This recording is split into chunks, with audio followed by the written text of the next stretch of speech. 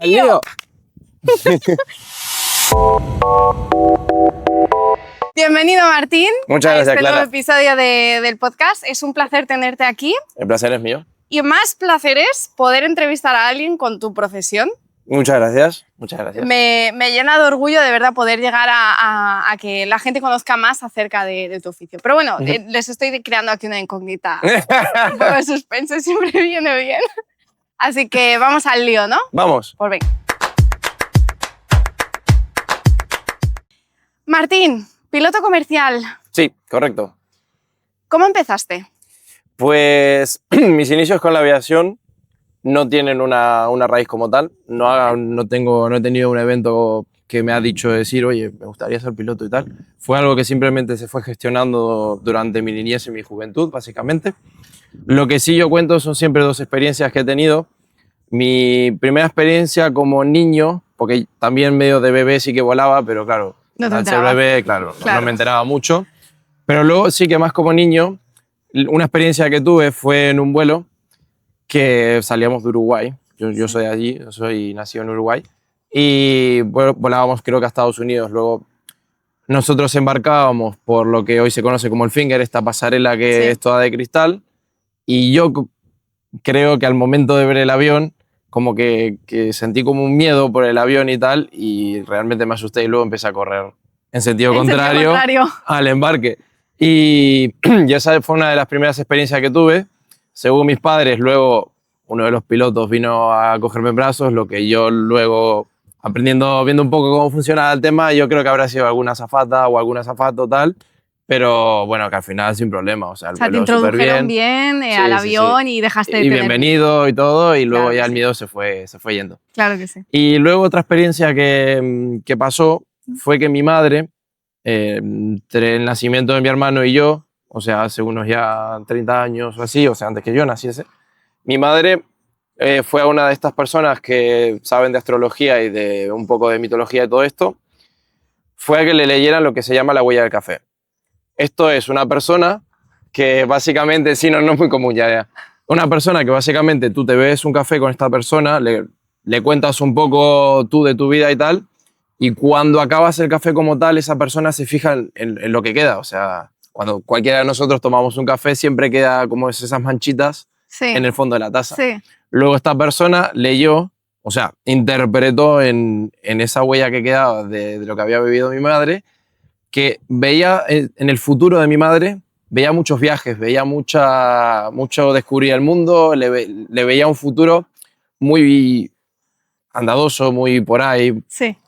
Luego, lo que hoy en día interpretamos de aquel entonces es que, de cierto modo, esta mujer a lo mejor predijo que iba a tener un hijo piloto, pero que en su momento no lo dijo, y a lo mejor eso es lo que se refería con tanto viaje. Se podía interpretar. Se podía interpretar de esa forma. Luego mis padres sí que también tienen la suerte de que pueden viajar mucho.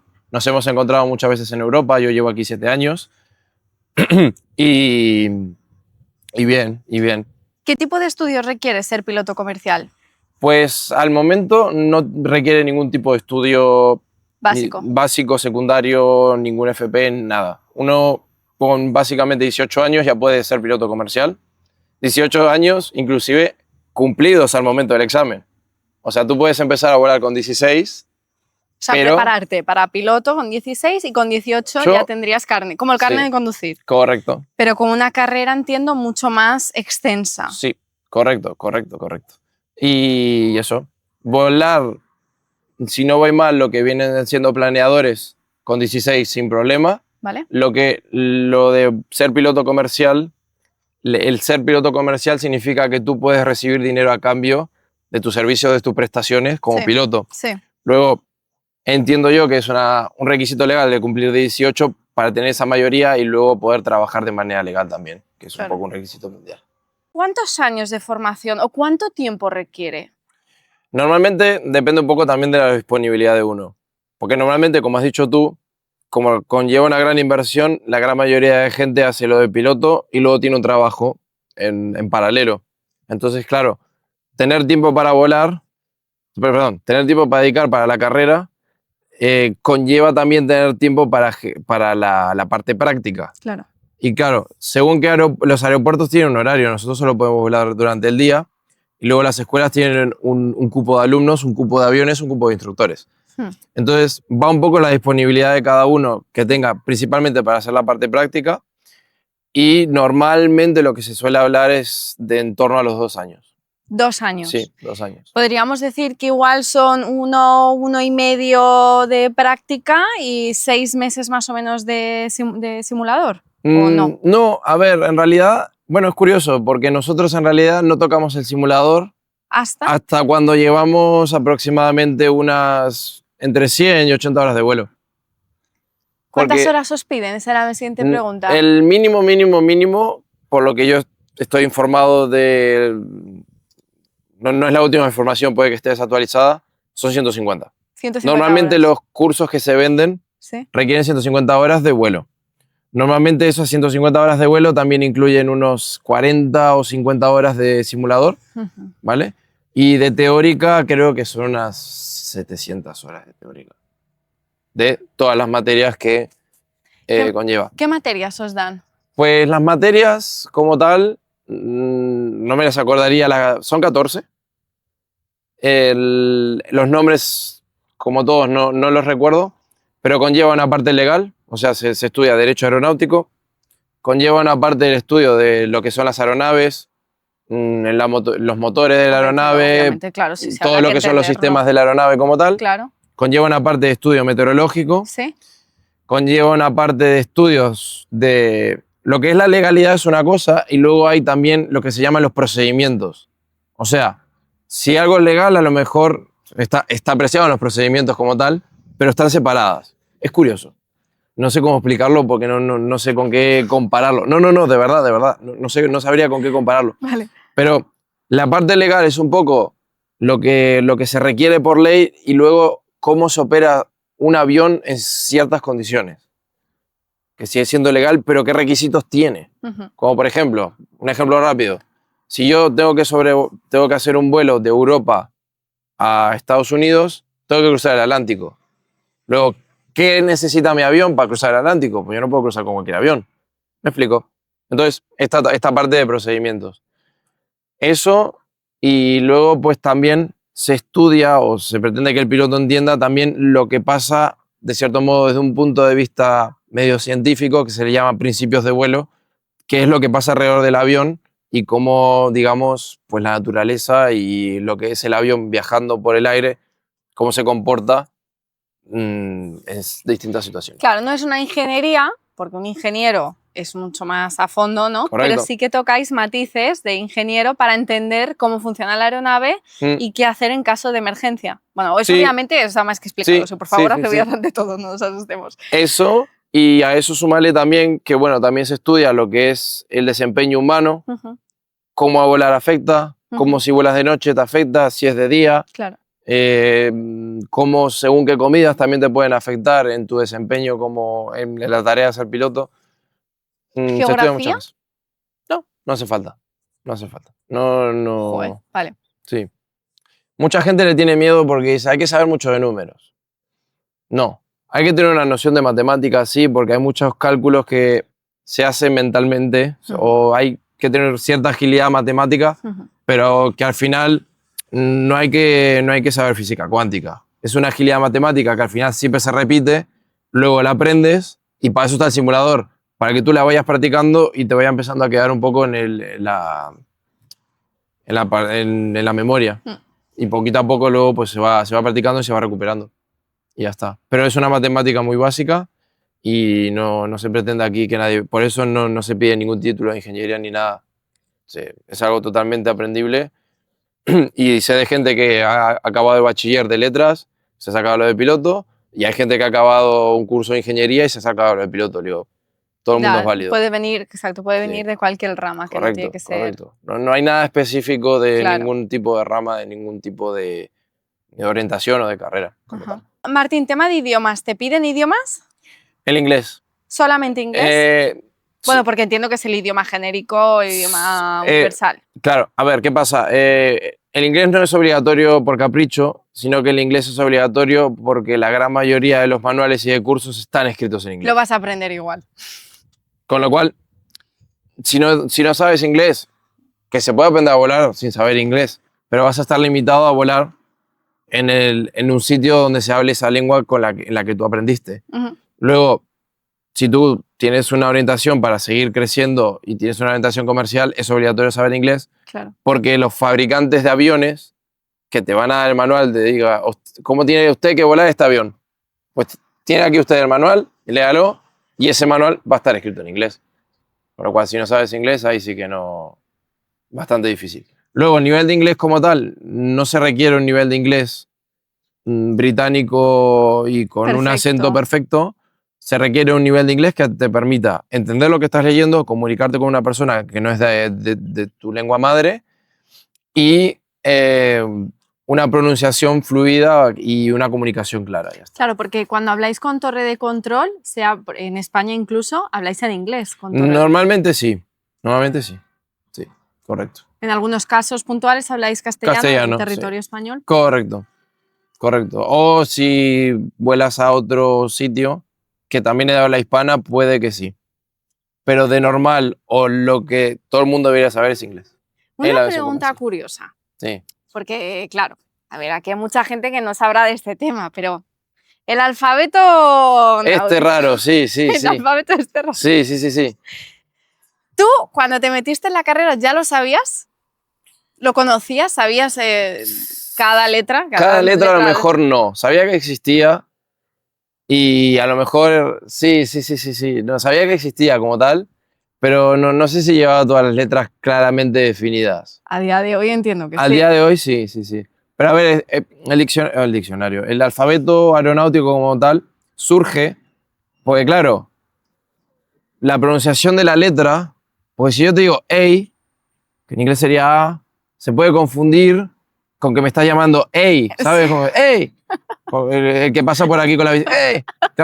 No queda claro qué letra es. A eso súmale que tienes otra persona al lado tuyo que te está hablando, tienes a lo mejor un problema y la radio como tal se escucha mal, ¿vale? Entonces, si todo eso se suma, es que al final la comunicación no es efectiva como tal. Entonces, para efectivizar la comunicación, dijeron, vamos a asignarle a cada letra una palabra entera y luego así todo el mundo se entiende.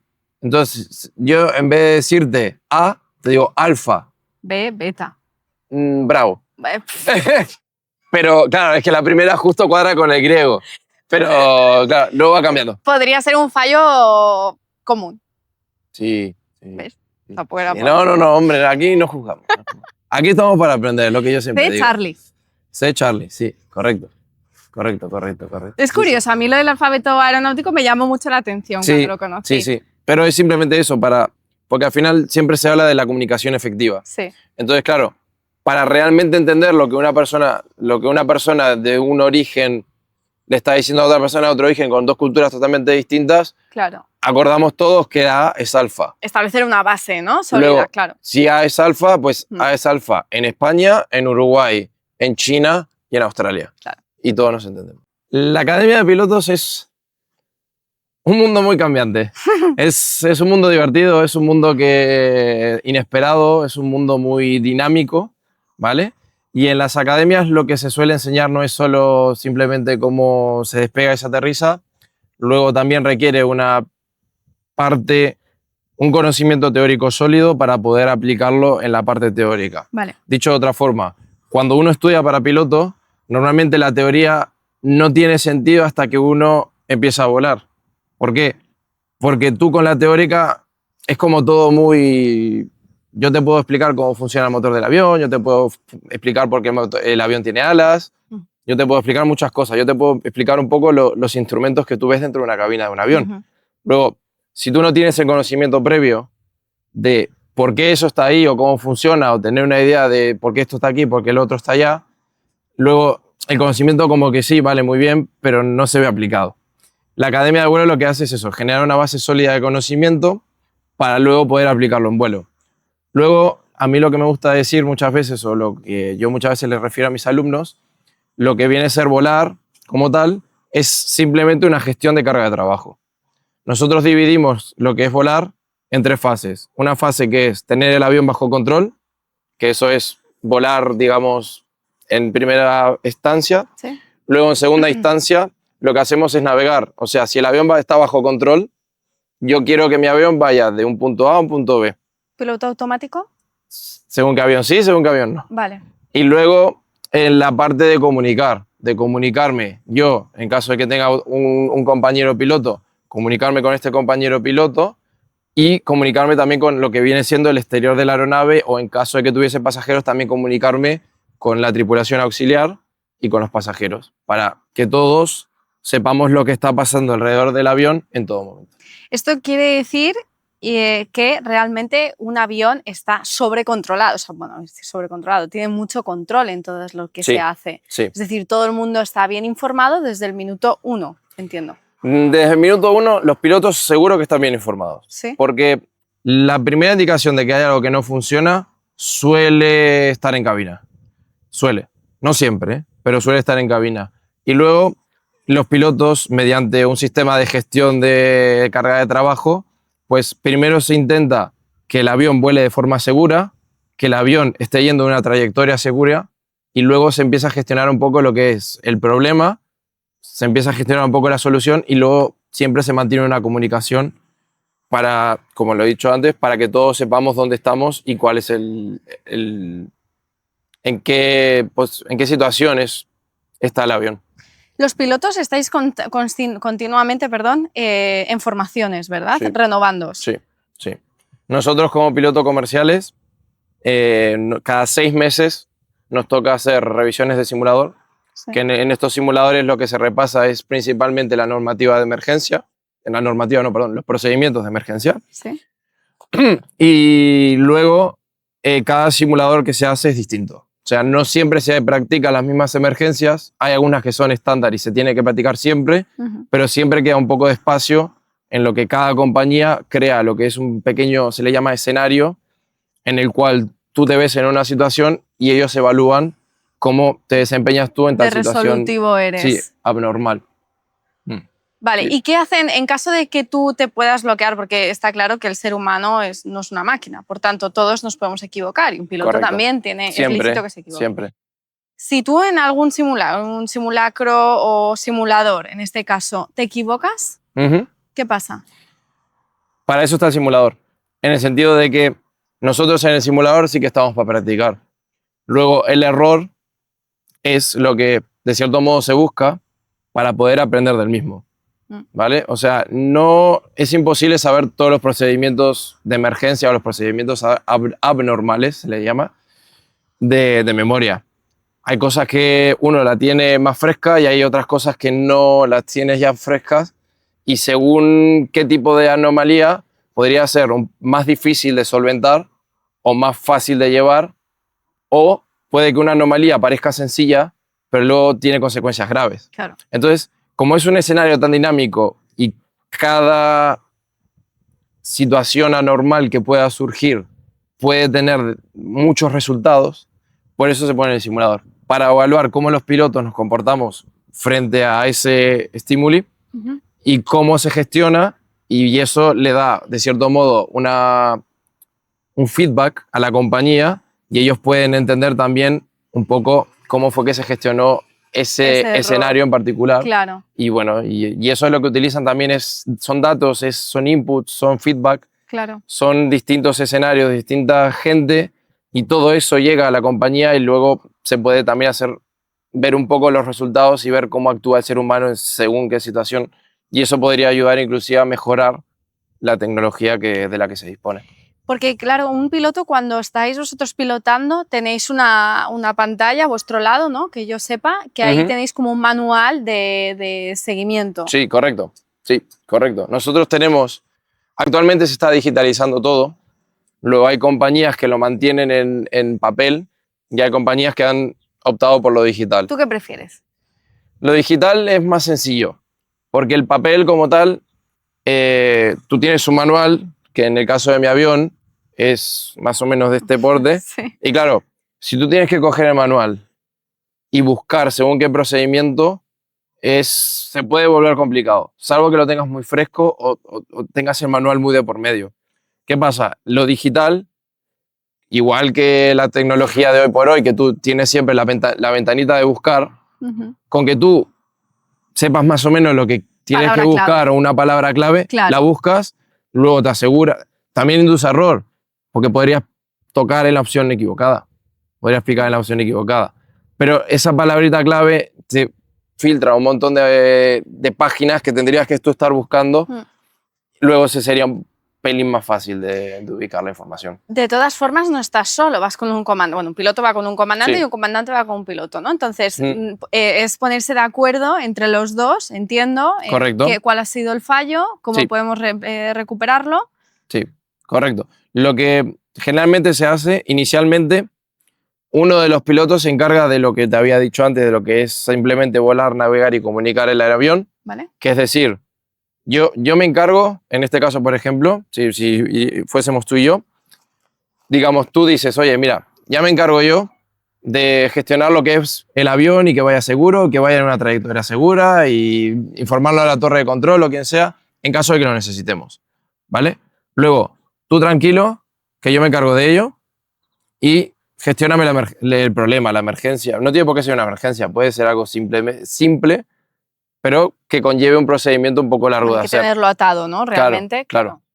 Entonces, lo que se hace es intentar siempre dividir la carga de trabajo.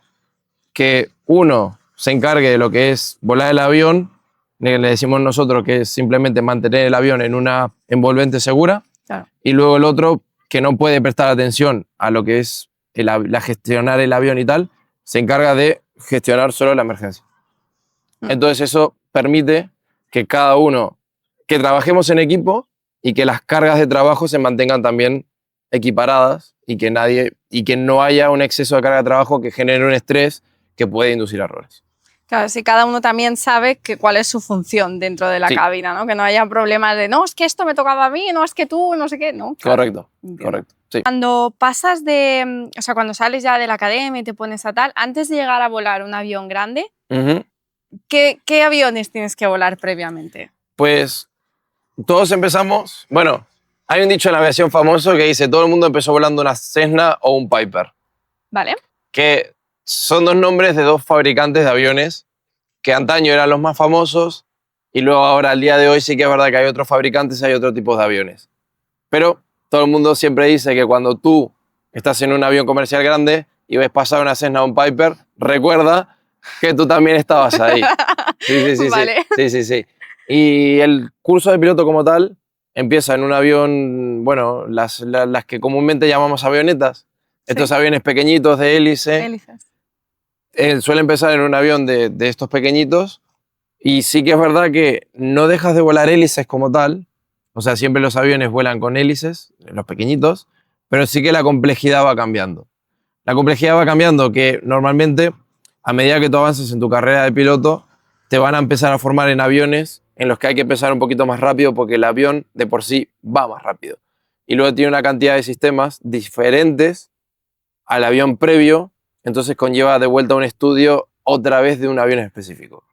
Dicho de otra forma, es como si tú, para pasar de un coche a otro, tuvieses que hacer un curso teórico práctico y luego empezarías a conducir ese coche. Vale. Muchas cosas se mantienen y hay cierta conexión o cierto hilo entre aviones que son del mismo fabricante y cosas que son legales, pero sí que es verdad que también cada avión tiene lo suyo y luego eso es lo que se ve en cada curso teórico. Vale. Bueno, también es tu base de crecimiento, ¿no? Sí, El pasar por diferentes tipos de aviones que llegas arriba y dices, vale, esto lo controlo porque en tal avión lo hice, lo tal. Claro. Sí, correcto. Te iba a preguntar, tema de las turbulencias, porque yo conozco muchas personas que le tienen un poquito de miedo o sensibilidad, podemos llamarlo, al tema de las turbulencias. Si llega que un avión se empieza a mover, ya se quedan tensos y lo pasan mal, y se pasa muy mal. Entonces, ¿qué es una turbulencia? Es un poco complicado de definir, porque digamos la turbulencia como tal se manifiesta de distintas formas. Normalmente las turbulencias como tal, las que son cerca del suelo, están relacionadas con el mal tiempo. En este caso, por ejemplo, en Mallorca, mucho calor hace que, digamos, un poco de aire caliente que está por aquí, digamos, a nivel del suelo, se empieza a elevar y luego eso puede que desestabilice un poquitito el avión, o sea, que el avión, digamos, se menee un poco, hablando un poco coloquialmente. Y luego sí que es verdad que también con el mal tiempo suele haber también rachas de viento o problemas no, bueno, meteorología adversa, que eso puede también generar turbulencia. Una tormenta entiendo que puedes estabilizar un poco, pero Sí. no llevar al caos. No. Nunca un rayo, aunque caiga en un avión, sería caótico. Lo bueno de los aviones de hoy en día, los aviones están diseñados para conducir la electricidad. Con lo cual normalmente el rayo cae, pasa por el avión y luego como que sigue su descarga a tierra. Vale. Pero sí que es verdad que según la intensidad del rayo, podría ser que queme algún cable, luego podría generarse según qué problema técnico. Hay un yo en mi antigua compañía teníamos un procedimiento escrito de que si tú sospechabas de que habías tenido un problema con un rayo, o sea que si había caído un rayo en el avión, tenías un procedimiento a seguir, una cantidad de sistemas que tú tendrías que verificar que efectivamente siguen funcionando de manera correcta y en ese caso sí que podías continuar el vuelo y si no se tendría que evaluar pues aterrizar en otro sitio. ¿Qué pasa si hay un fallo así? O sea, hay un, yo qué sé, se quema algo, un tubo, yo qué sé, algo, no lo sé, es que desconozco las partes internas del avión. Sí. Pero ¿qué hace un piloto en ese momento? Pues tú como indicación como tal no tienes nada de si... Tú no tienes una indicación en el avión de si se te ha dado un rayo o no. ¿Vale? ¿Vale? Lo que sí tenemos son... me ha pasado que tú te das cuenta de que te ha pegado un rayo porque es como si alguien le diera un golpe seco al avión. ¿Lo notas? Sí, se nota. ¿Y lo escuchas? Y lo escuchas. Se nota. O sea, te das cuenta de ello. Vale. Y claro, tú, si compruebas que los sistemas funcionan bien. Luego, si algún sistema no funciona o algo, sí que podrías decir, oye, según qué problema, pues puedo continuar mi vuelo o tengo que buscar una alternativa de aterrizar en otro sitio y que llamar a una persona de mantenimiento y que esta persona de mantenimiento evalúe el problema si es seguro continuar el vuelo. Claro. ¿Vale? Lo que normalmente, bueno, aún así, el rayo pudo haber entrado, pudo haber quemado algo y no lo sabemos. Luego, el problema viene cuando el avión aterriza, porque el mantenimiento tiene que hacer una inspección muy exhaustiva y ver por dónde entra. Hay veces que no deja rastro, pero muchas veces deja rastro la entrada y la salida. Y la entrada y la salida. Y la gente de mantenimiento lo encuentra. Que será un boquete. No, hay veces que son puntitos y los encuentran. Para eso están entrenados, o sea, claro. ellos saben lo que hacen. Claro. Pero ahí están. Entonces, en cuanto a las turbulencias, tanto tormentas cercas como rachas de viento o diferentes temperaturas pueden generar turbulencias, que son esos movimientos. ¿Pero hay riesgo de turbulencia por caída? No. Como tal, no. Y los aviones de hoy por hoy están muy preparados para lo que viene siendo turbulencia, inclusive las alas como tal. Yo creo que un poco lo que asusta es ver el ala que se ve como que el ala va saltando, ¿no? Sí. Eso está apreciado. Cuando los aviones se diseñan, tienen unos tests, o sea, realmente comprueban que el ala puede botar bastante más de lo que uno la ve botando. Sí. Están muy bien probados y los márgenes de seguridad suelen ser... Grandes. Sí, grandes. Claro. Porque las limitaciones del avión como tal suelen ser muy conservativas. Claro. Sí. Wow. ¿Qué ha sido lo más fuerte que te ha pasado a ti?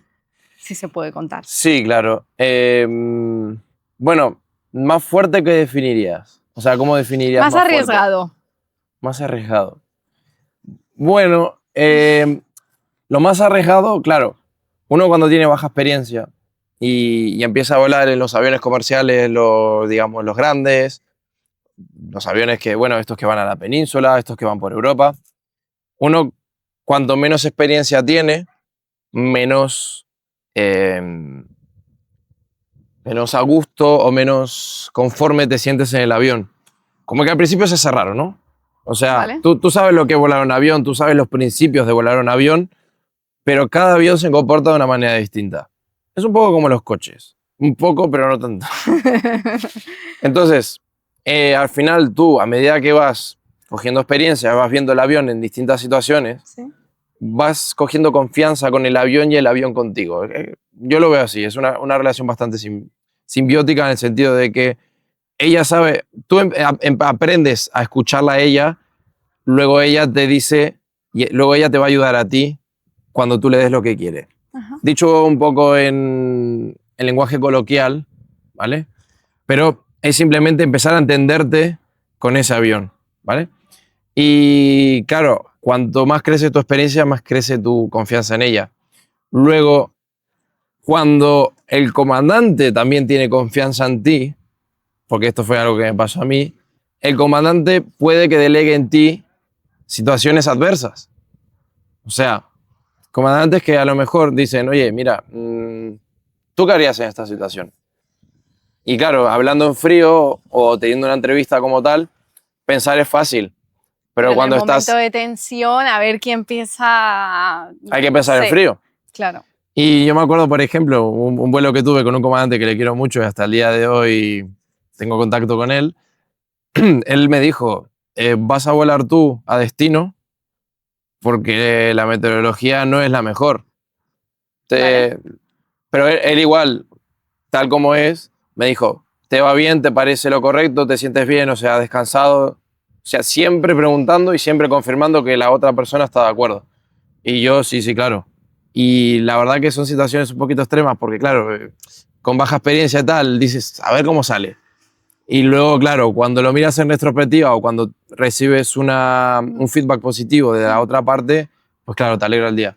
Es una situación que al principio es incómoda. Es incómoda, claro. pero luego, o bien, si luego sale mal, no pasa nada. Se aprende, Claro. ¿sabes?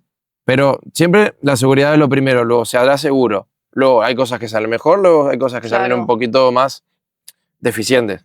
Pero cuando tú, de cierto modo, tomas la responsabilidad y luego ves que las cosas salen y recibes algo positivo, pues eso es la... Te enorgullece. Sí, te enorgullece. O sea, pasas por una situación difícil, pero luego se te queda como un buen recuerdo. Qué bueno, me alegro un montón. Sí. ¿Qué dos aspectos positivos... Perdón, vamos a empezar por los negativos. ¿Qué dos aspectos negativos me destacarías de tu oficio? Pues lo de ser piloto, yo siempre digo que tiene mucho de... ¿cómo decirlo esto? Tú tienes que tener claro de que aquí el confort se paga, Claro. ¿vale? En el sentido de que tú un trabajo, digamos, de oficina de 8 a 4, al final los trabajos los puedes conseguir en la gran mayoría de sitios, o sea, un trabajo como abogado, un trabajo como contador, un trabajo, digamos, de esto, digamos, normal, tú lo puedes conseguir fácil. Luego, el trabajo de piloto es un poco, no es donde quieres tú, sino donde está la demanda. Entonces, por ejemplo, una persona que no nace en un sitio donde hay un aeropuerto cerca, esa persona casi que garantizado, salvo que esté cerca del aeropuerto, no va a poder vivir en su sitio natal, Claro. ¿vale? Luego, por ejemplo, en el caso de Uruguay, nosotros no tenemos ninguna aerolínea de bandera. Ujú. Entonces no hay ninguna aerolínea nacional y las que vuelan son de fuera. Entonces, si yo me hubiese quedado allí, o bien hubiese tenido que irme fuera, o haberme quedado allí hubiese suponido continuar volando, digamos, avionetas de manera comercial, se puede, porque hay, pero el mercado es muy limitado y luego las vacantes son también Limitado. extra limitadas, Claro. con lo cual hubiese sido un poco, no habría sitio. Volviendo a tu pregunta, una parte negativa, un aspecto muy negativo es tener que estar siempre fuera. O cuando puedes volver a casa, ya ha pasado un tiempo y hay veces que, claro, el estar tanto tiempo fuera, ves cómo un poco va cambiando la vida de la gente que tú cuando te fuiste estaba y que luego poco a poco pues va cambiando de que siguen allí o cómo van cambiando también esas personas su realidad. Por la otra parte, lo segundo que yo veo un poco negativo, formar una familia según en qué condiciones es complicado, ¿vale?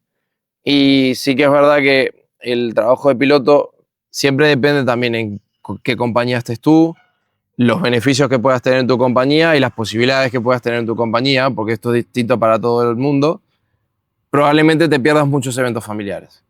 Entonces la parte social como tal sí que se ve un poco afectada, bueno, se ve un poco no, se ve afectada también por tu afición laboral. Claro. Porque como nosotros trabajamos festivos, años nuevos, domingos y tal, Lo que caiga. lo que caiga. Entonces eso es otro aspecto Sí, la negativo. conciliación familiar es La complicada. conciliación familiar y la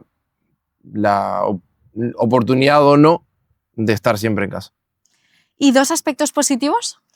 Pues 2 aspectos positivos que yo diría es que lo de ser piloto yo lo entiendo como algo que es muy vocacional. Vale. O sea, tú si realmente eres piloto, o sea, si haces lo de piloto porque tú realmente te sientes, te gusta y te apasiona la aviación como tal, yo creo que es un trabajo que puedes hacer de manera continuada y es un trabajo que realmente te llena. Y como te he dicho antes, cuando tú tienes una situación adversa y luego la gestionas y la gestionas de una manera con la cual tú te sientes cómodo y con la cual recibes feedback positivo, Ujú, pues eso al final es algo que de cierto modo llena mucho. ujú. También llena mucho pues cuando tienes algún detalle por parte de algún pasajero, también llena mucho cuando tienes familiares a bordo, también te llena mucho cuando el día no va tan bien, también te llena porque también aprendes.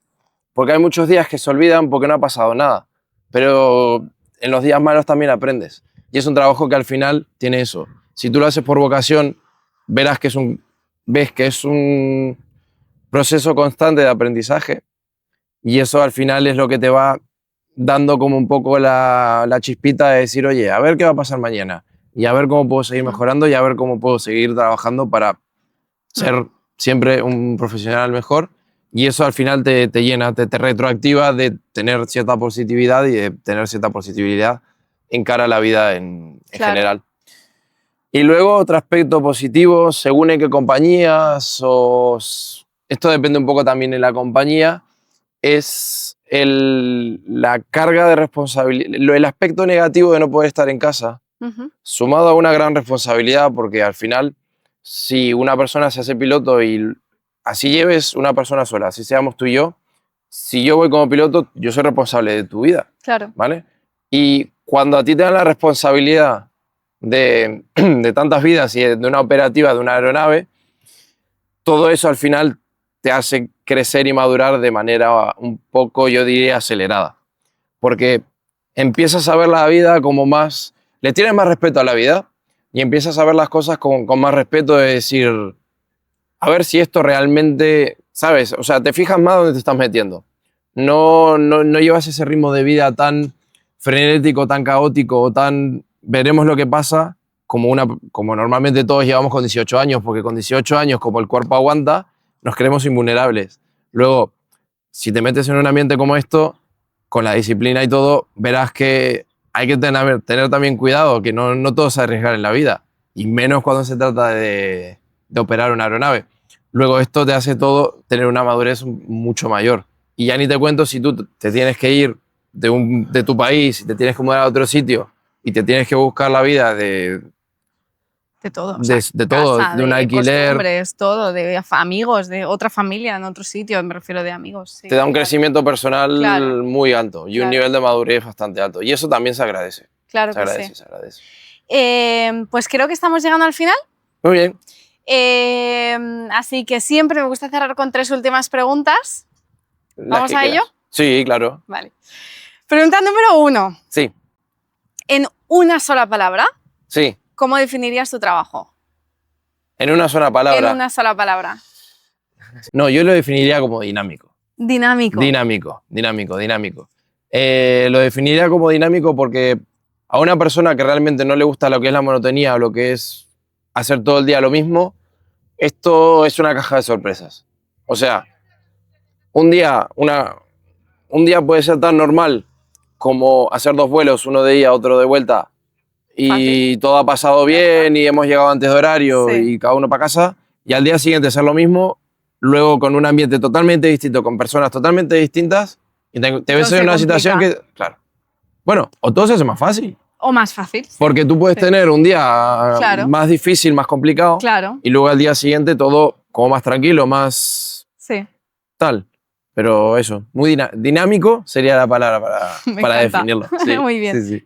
Pregunta número 2. Sí. ¿Qué le dirías a tu yo del pasado? Mirándolo un poco en retrospectiva y un poco también guiándome por comentarios que he tenido de gente a la que le he contado mi historia y me lo han dicho, pues, y sin ánimos de echarme flores, No. felicitaciones. Porque realmente, claro, uno, a ver, tú lo tienes claro, pero en tu cabeza lo llevas claro.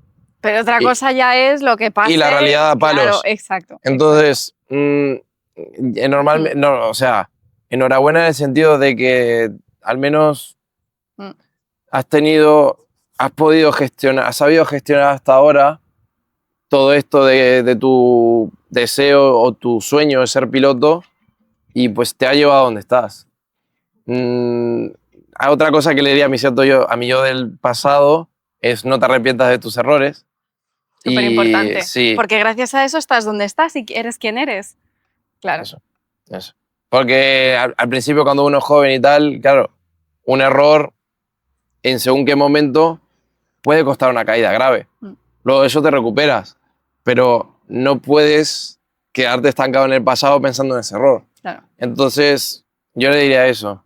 Oye, Felicitaciones. Trabaja duro porque lo vas a conseguir y te vas a sentir contento de lo que has conseguido y luego no mires atrás, que esto también es otro consejo de un comandante que le quiero mucho, no mires atrás en tus decisiones, sigue para adelante, aprende de tus errores y no vuelvas a... Bueno, y si vuelves a cometerlos, que por lo menos seas consciente de lo que estás haciendo. Brutal, brutal. Sí. Y tercera y última pregunta. Y las que no quieras. No, me encantaría, vamos, estaría aquí preguntando horas, vamos. ¿Qué aconsejarías a alguien que esté planteándose en su vida ser piloto?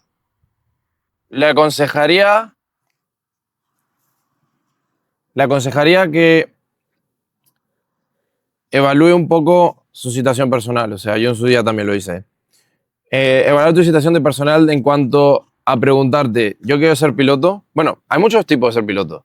Pero si hablamos de lo de ser piloto y lo de llegar a línea aérea comercial... Piloto comercial, en este caso, sí. Pues en ese caso yo, una persona que quisiera hacerlo, yo le preguntaría, oye, ¿realmente estás dispuesto a dejarlo todo por ser piloto?